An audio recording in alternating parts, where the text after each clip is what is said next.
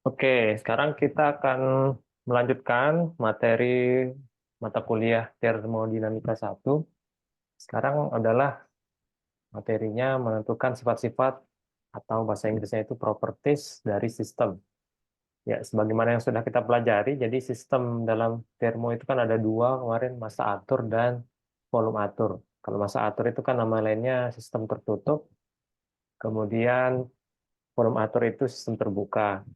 Nah, kemudian dalam sistem itu kemarin kita sudah bahas atau menyinggung sedikit tentang sifat-sifat, yaitu temperatur, kemudian volume, kemudian ada tekanan, dan lain-lain ya.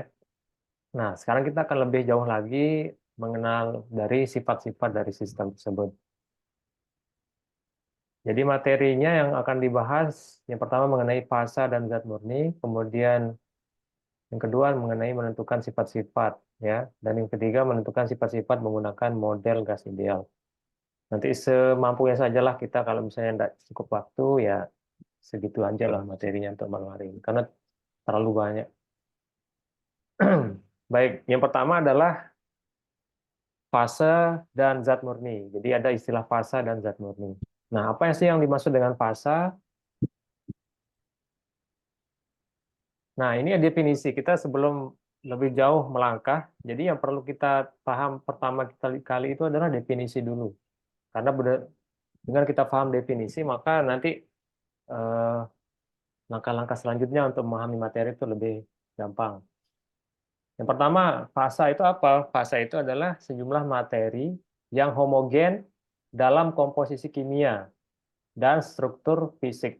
Jadi dia homogen dalam dua hal, yaitu yang pertama komposisi kimianya, kemudian yang kedua adalah struktur fisiknya. Jadi harus dua-duanya itu homogen. Nah, kehomogenan dalam struktur fisik berarti seluruh materi tersebut dia bentuknya padat atau cair atau uap atau gas. Jadi maksudnya struktur fisik yang homogen itu adalah entah dia itu padat, entah dia itu cair, entah dia uap, entah itu gas. Nah, kalau lebih jelasnya kita lihat contohnya gini maksudnya. Nah, udara yang kita hirup ini punya fasa gas ya, punya fasa gas. Nah, terdiri dari campuran berbagai macam jenis gas. Jadi gas-gas yang ada di udara ini dia termasuk ke dalam fasa. Nah, fasa dalam fasa gas dia karena dia bentuknya sama dan struktur kimianya sama. Nah, ada yang struktur kimianya itu sama, tapi dia berbeda fasa. Contohnya adalah air. Nah, air kan struktur kimianya itu H2O. Tetapi ketika dia itu dalam bentuk air, air atau yang cair, dia fasanya adalah fasa liquid atau cair. Tapi ketika dia itu bentuknya es batu, maka fasanya itu padat. Nah, berarti ini eh, tidak termasuk dalam satu fasa. Jadi dia tidak homogen dalam struktur fisik, ya. Yang satu dia itu bentuknya padat, yang satu dia bentuknya cair. Artinya dia hanya homogen dalam struktur atau komposisi kimianya saja H2O, tapi berbeda dalam struktur fisik. Jadi ini dianggap dua fasa yang berbeda ya. Walaupun sama-sama H2O, tapi es batu dengan air putih itu dua fasa yang berbeda karena dia struktur fisiknya itu berbeda. Seperti itu. Itu yang kemudian apa itu zat murni? Zat murni itu adalah suatu zat yang seragam dan punya komposisi kimia yang tetap. Nah, zat murni dapat berwujud lebih dari satu fasa, tetapi komposisinya kimianya harus sama pada setiap fasanya. Jadi, boleh dia eh, berbeda fasa gitu ya, lebih dari satu fasa boleh, tetapi harus sama komposisi kimianya pada setiap fasanya. Artinya ketika dia dalam bentuk fasa eh, cair, itu struktur kimianya sama dengan pada saat dia fasa padat. Nah, contohnya adalah air putih tadi. Ya, dia termasuk ke dalam zat murni, walaupun ketika dia berupa air putih, dia berupa zat cair, ya kan? Jadi fasanya itu zat cair, tapi ketika dia bentuknya es batu, berarti fasanya itu padat. Nah, dia termasuk zat murni karena struktur kimia itu sama-sama H2O, ya kan? Nah, itu maksudnya zat murni. Kemudian contohnya yang lain, misalnya campuran udara dengan bensin dalam mesin mobil atau mesin motor. itu juga dianggap sebagai zat murni karena eh, struktur kimia itu sama, walaupun nanti dia ketika dia terjadi pembakaran akan berubah atau berbeda struktur kimia. Tapi sebelum dia terjadi pembakaran, struktur kimianya itu sama, nanti dicampur antara dua fasa ini, antara bensin yang berupa cairan dan udara yang berupa gas, gitu ya. Tapi Mas. ketika dia digabung, sebelum dia diproses bakar, itu kan nanti struktur kimianya sama ketika dia dijumlahkan. Nah, dia tetap termasuk zat murni. Intinya zat murni adalah struktur kimianya yang sama, tetapi walaupun fasanya itu berbeda. Ya paling gampang air putih tadi lah. Ya, tadi ini termasuk zat murni air putih.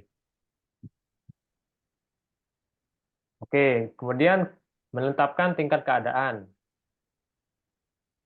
Jadi nanti kan ada berbagai macam tingkat keadaan dalam sistem itu. Sekarang bagaimana kita menetapkannya? Yang pertama, tidak semua sifat independen satu sama lain, ya. Dan tingkat keadaan dapat ditentukan dengan menentukan sebagian dari sifat intensif yang independen. Jadi maksudnya nanti temperatur itu tidak berdiri sendiri dia. Misalnya pada suatu sistem temperatur itu dipengaruhi oleh tekanan dan volumenya misalnya. Itu artinya temperatur itu dia merupakan fungsi dari temperatur tekanan dan volume misalnya. Dia jadi tidak berdiri sendiri, tidak independen. Dan tingkat keadaan dapat ditentukan dengan menentukan sebagian dari sifat yang lain, sifat yang independen yang lain. Ada kalanya nanti dia berupa sifat independen, tapi ketika dalam waktu tertentu, dalam fase tertentu dia tidak independen lagi. Kemudian prinsip tingkat keadaan. Sifat-sifat termodinamika intensif lainnya dapat ditentukan setelah sebagian sifat yang independen ditentukan. Itu prinsip yang pertama. Jadi ketika sifat independennya kita tahu besarnya misalnya, baru kita bisa menentukan sifat yang lain yang tidak independen tadi, yang berupa fungsi. Kemudian yang kedua adalah sistem zat kompresibel sederhana, terdiri atas zat-zat murni dari gas-gas yang tidak bereaksi. Jadi sistem kompres yang sederhana itu terdiri dari zat-zat murni dan dari gas-gas yang tidak bereaksi. Misalnya sembarang dua sifat termodinamika intensif independen akan menetapkan sifat-sifat termodinamika intensif lainnya. Contohnya yang tadi seperti saya sebutkan tadi, misalnya jika nilai T dan P itu kita ketahui, maka P merupakan sifat yang lain, misalnya yang bergantung dari T dan P.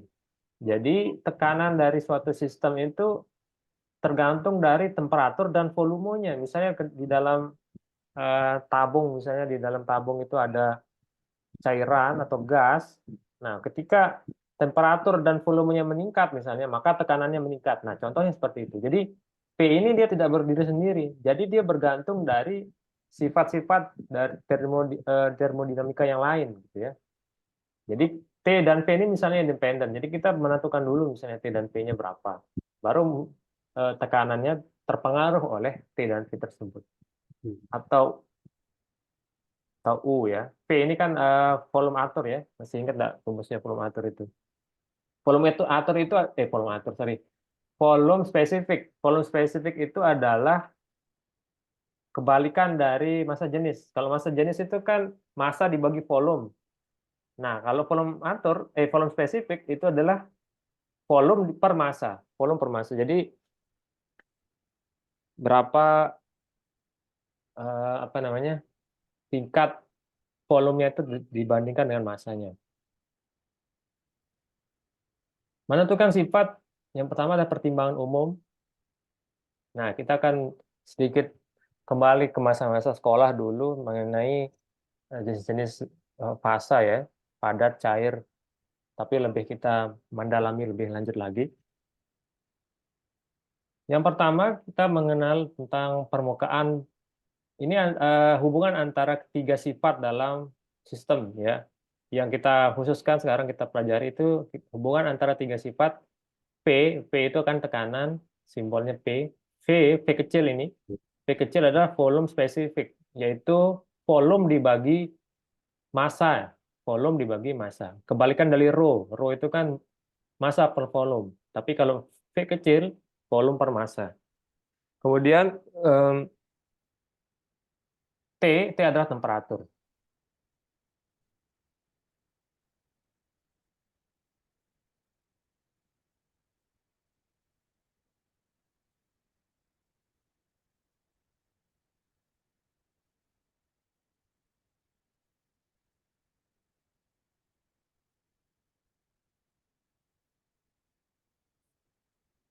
Nah, kemudian daerah seperti kubah yang tersusun atas campuran dua fase cair dan uap disebut kubah uap.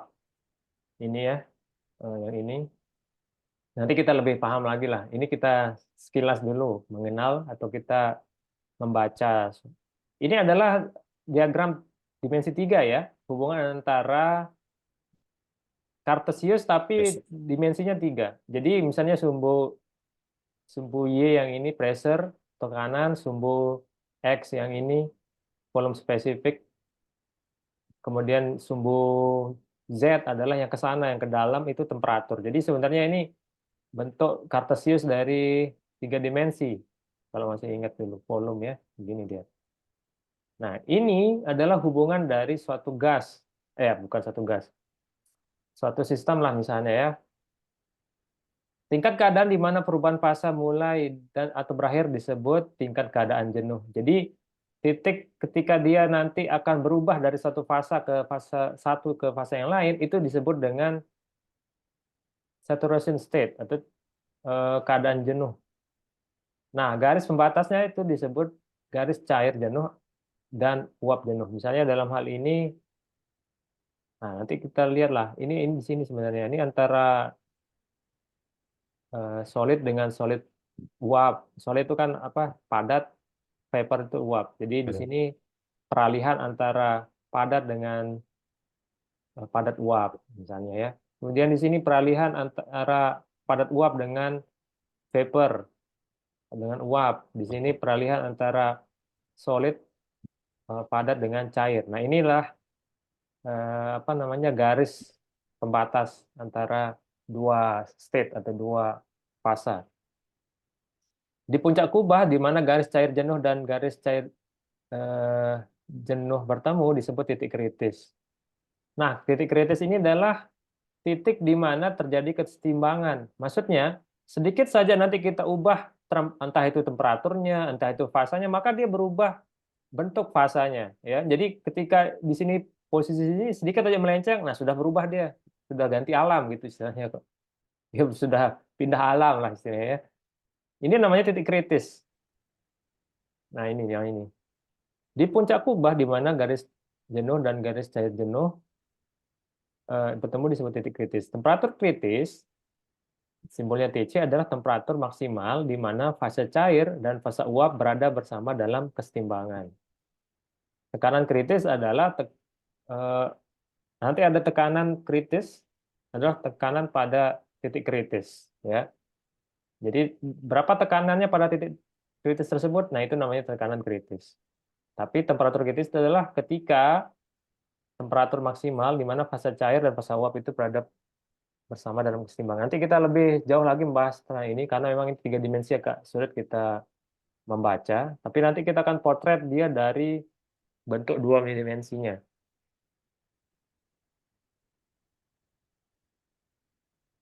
Nah, ini lebih berwarna lah ini. Yang tadi sama ya dengan yang tadi ini. Ini. Jadi ini pressure atau tekanan, ini volume spesifik, ini temperatur. Ini adalah ketika titik-titik di mana solid and vapor, artinya dia uap dalam bentuk padat gitu. Kemudian ini ketika nanti, ini kan artinya kalau grafik itu ada titik tertentu kan. Misalnya ini kan ada di angka 1, 2, dan seterusnya. Nanti Ya. eh, misalnya dia titik ini di 1,1 itu berarti dia masih dalam keadaan apa ini kalau yang ini nih? Di sini di solid Solid. lah. Heeh. Berarti nanti ketika volumenya 3 misalnya ya, kemudian pressure-nya 2, Nanti berarti tergantung grafik apa namanya gambarnya nih. Berarti oh dia sedang dalam keadaan solid and vapor misalnya gitu ya. Ketika misalnya dia di sini temperaturnya, pressure-nya tinggi misalnya di sini 10 misalnya, 10 bar atau gimana lah. Terus volumenya segini, oh berarti dia fasenya itu dalam kondisi liquid. Nah, ini adalah gambarannya lah hubungan antara tiga eh, sifat-sifat termodinamika yang dasar lah. Ya. Dalam hal seperti inilah dia gambarannya. Nah, ini adalah titik kritisnya tadi. Ketika dia berubah aja sedikit, kita ganti sedikit angkanya, melenceng dikit, sudah ganti alam dia. Sudah berubah fasa dia. Misalnya ke kanan dikit nih, udah dia digas dia posisinya. Atau ke kiri dikit, udah dicair posisinya. Nah, jadi ini titik kesetimbangan lah namanya. Atau kurang dikit pressure-nya sedikit. Nah, udah di sini tempatnya, di liquid and vapor, gas dan cair gitu ya. Nah, itu namanya titik kritis. Jadi ini disusun berdasarkan mungkin penelitian lah, mungkin eh, grafik ini ya. Dia sudah diteliti lah, hingga terbentuklah grafik seperti ini. Nah, ini gambarannya. Ini solid, ini uap tingkat keadaan fasa. Ini gambaran dalam suatu sistem. Nah, triple point itu kalau di dalam air, itu triple point-nya adalah ketika suhunya itu berada di 273,16 Kelvin atau 0,01 Celcius, tapi tekanannya itu di 0,61 kilo Pascal. Jadi pas dia di titik yang ini, misalnya di grafik yang tadi, gitu, misalnya di grafik yang tadi, ini untuk air, misalnya grafik air misalnya ya, untuk apa namanya zat H2O, misalnya di sini T, di sini P. Nah, di hubungan antara yang dua ini, kita cari temperaturnya sekian atau 0,1 misalnya, di sinilah. Kemudian di P-nya, nah itu tepat titik kritisnya berarti nanti. Gitu. Triple point-nya di situ gitu. Jadi ketika dia lewat sedikit dari 0,01, udah pindah, sudah berubah lagi anunya, apa namanya, bentuk atau fasanya. Gitu maksudnya.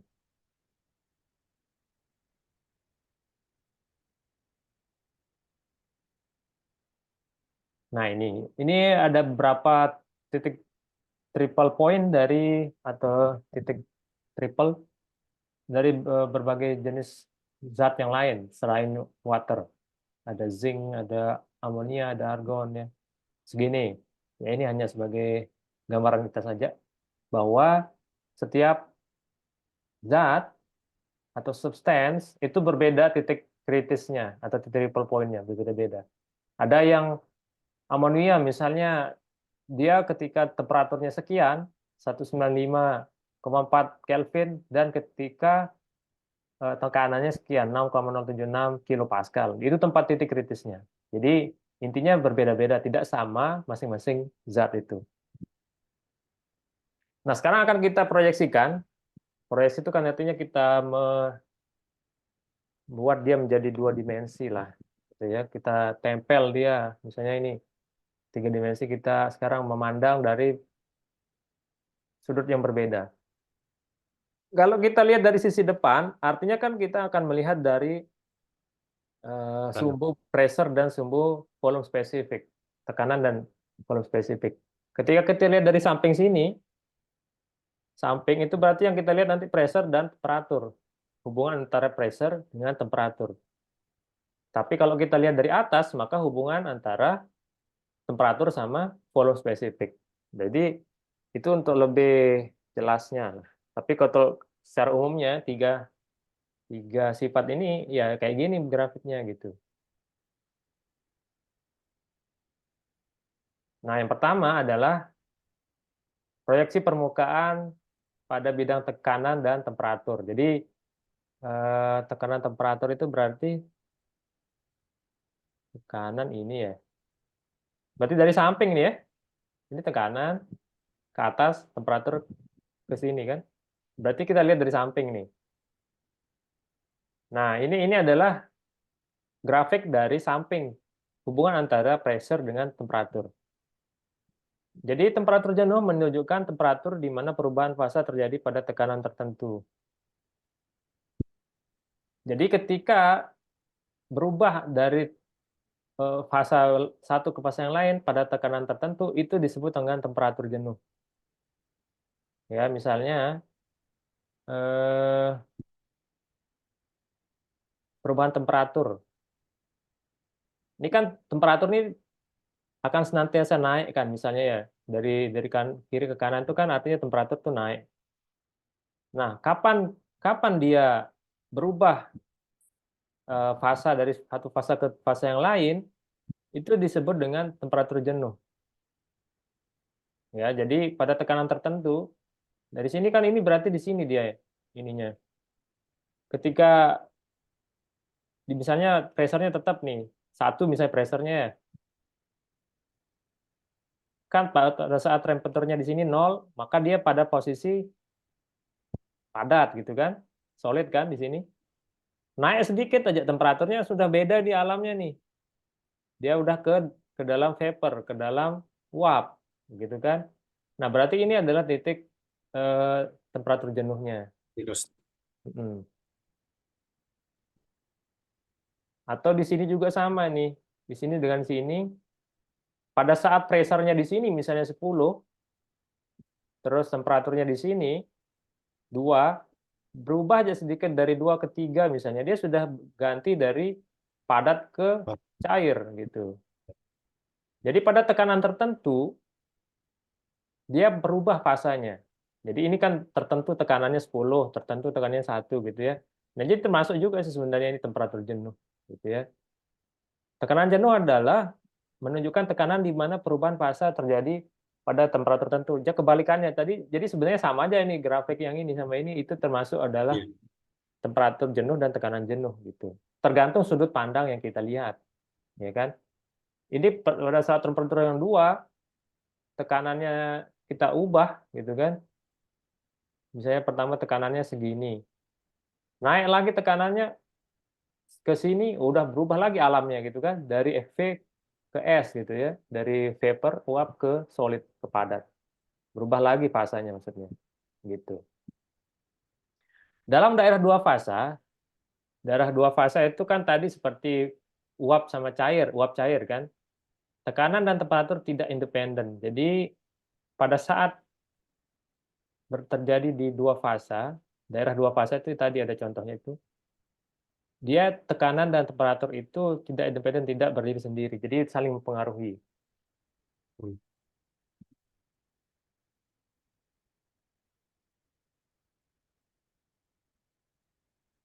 Nah, ini memang katanya sih agak lain dia air itu sendiri. Dia grafiknya berbeda. Ini nih grafiknya air. Kalau yang ini sebagian besar zat kayak gini grafiknya. Sebagian besar zat.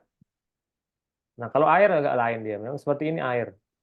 Yang ini air ini. Jadi mengembang saat dia mendingin. Oke. Ini kita bisa lihat dari temperatur jenuhnya. Di sini dia grafiknya condong ke kiri ya atasnya ini. Kalau ini condong ke kanan atasnya. Semakin ke atas, semakin besar pressure-nya dia semakin condong ke kanan. Kalau yang ini semakin besar pressure-nya dia condong ke kiri. Ya kalau kita lihat di sini misalnya temperaturnya sekian, misalnya ini X misalnya. Ketika kita naikkan tekanannya, maka dia dari solid sudah langsung berubah ke liquid gitu. Ya, tapi kalau yang zat yang lain enggak ya. Jadi seperti ini dia.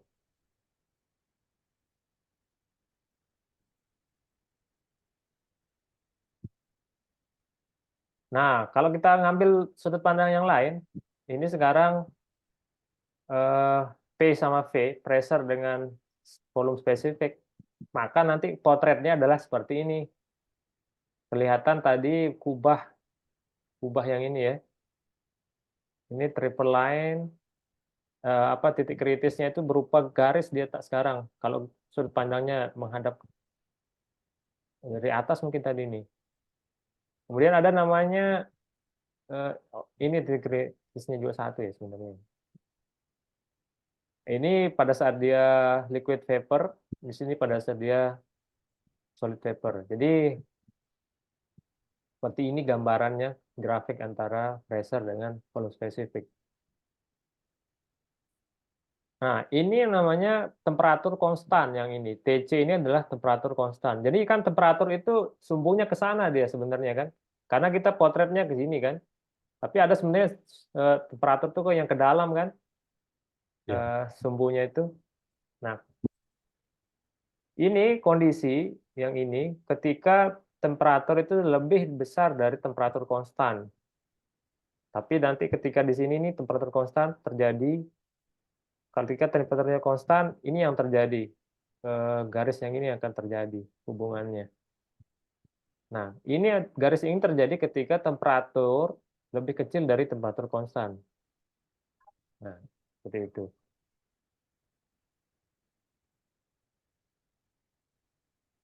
Sekarang kalau yang satu lagi terakhir itu temperatur dengan volume spesifik, anunya seperti ini, gambarannya seperti ini. Nanti akan lebih jelas ketika kita melihat contohnya.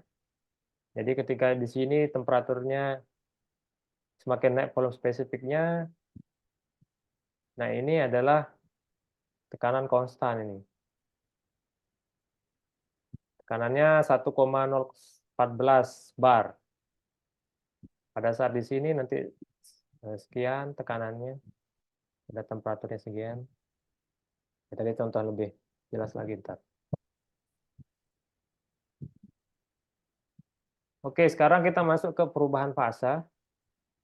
Perubahan fasa dari fase yang satu ke fase yang lain. Misalnya di sini ada suatu sistem seperti piston, isinya adalah liquid water, air isinya. Masa atur berarti masa atur itu kan dia tidak keluar ininya ya, tapi energinya boleh keluar, tapi zatnya tidak boleh keluar, gitu kan?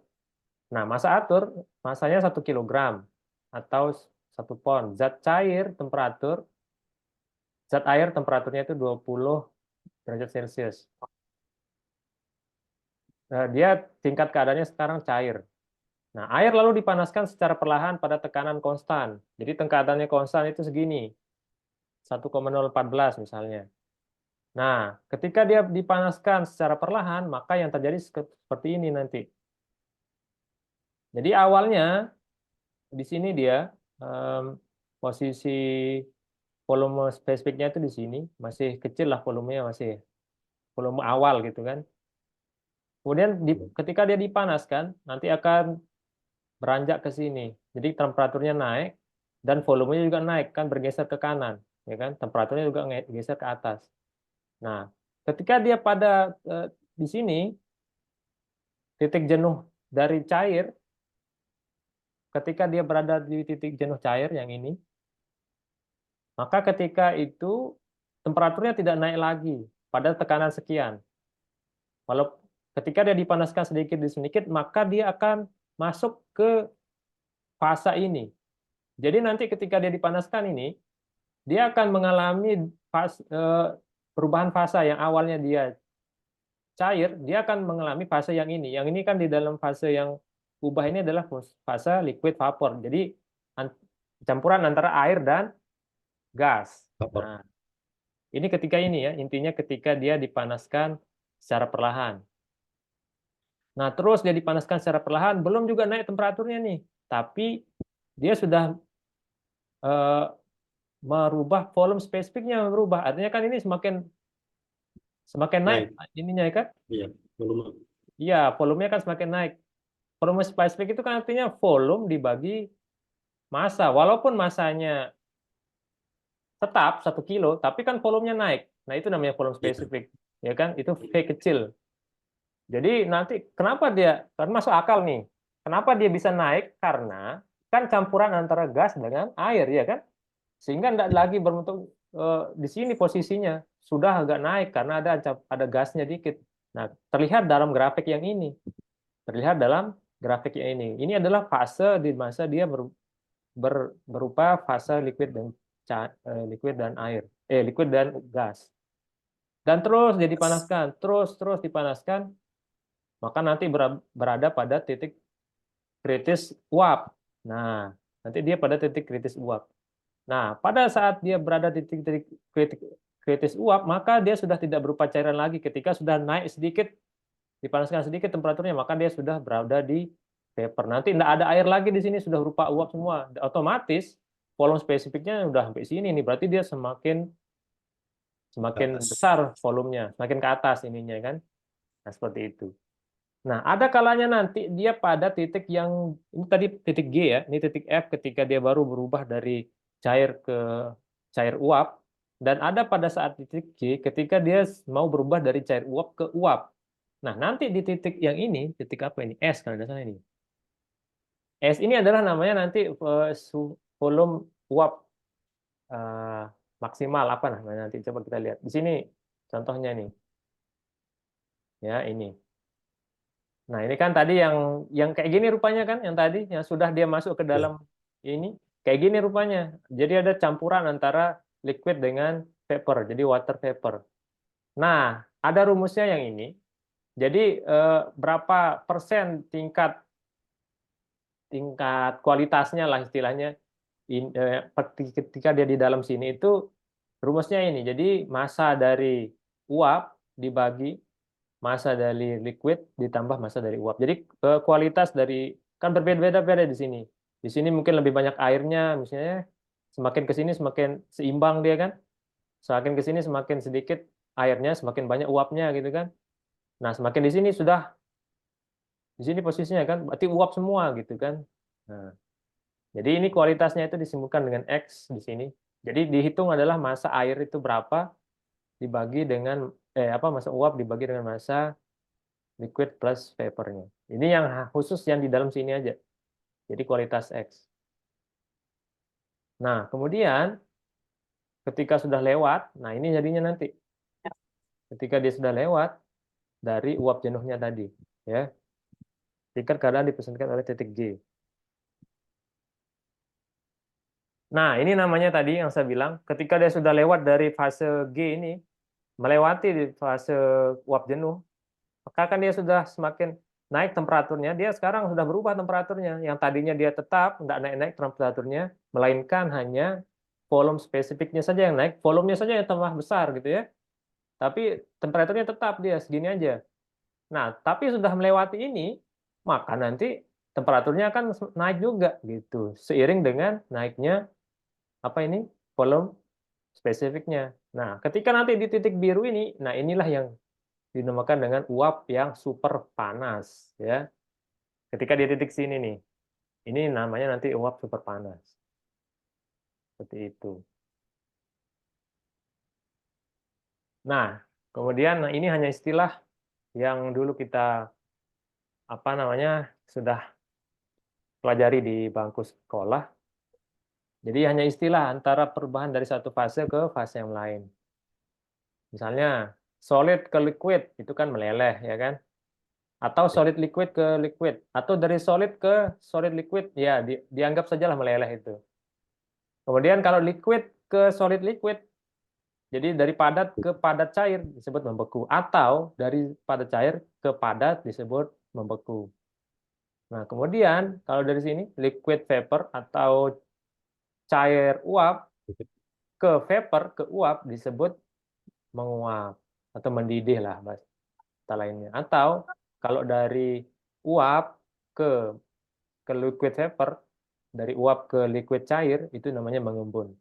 Atau dari solid vapor dari apa padat uap ke uap itu namanya menyublim gitu ya.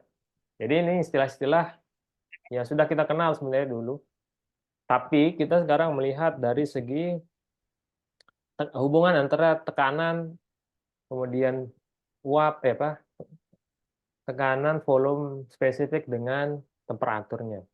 Jadi seperti ini anunya apa namanya grafiknya ternyata di alam ini.